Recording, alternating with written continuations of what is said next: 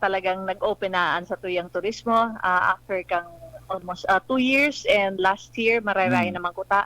Pero ngayon talagang full blast na kita kaya nanotaranta during the Holy Week. Talagang grabe mga domestic and even mga foreigners na nagdirigdi sa tuyang syudad. And then parano-pano so sa tuyang mga accommodation establishments sa laga day ko pa may tatao so datos ta medyo talagang sobra pagka-busy ninda. So ngunyan puspusan na naman ang samuyang trabaho na nag-send kami ng text blast, nag-email kami, and we collect personally sa mga AEs ang saindang mga report kang sa tourist arrival.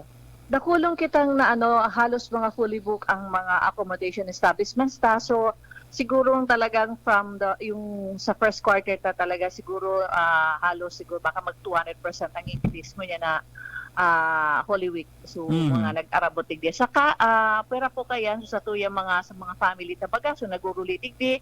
So nag-participate sa procession.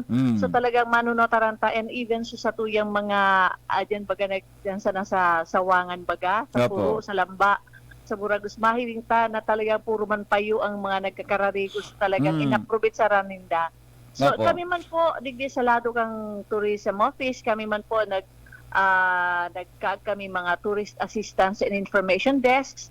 Duman nga ni po sa may engineering office, igwa kami sa LKY, and then sa Mall digdi sa Ciudad kang Legazpi sa Ayala para magtaong assistance Hmm. or magtaong mga information in kaso po may mga magarapot na mga bisita ta. Oo, during the Holy Week, iko-collect kami pa po langon yan ta nang pig-follow up mi mga bisihunong da asinda ta dakulon nga ni pigaratindera ng mga bisita. So Hmm. data na kolektar. So ngunyan pong magpuon po ngunyan ang sa tuyang mga kaopisina digdi maglilibot na po para makuha ang mga datos.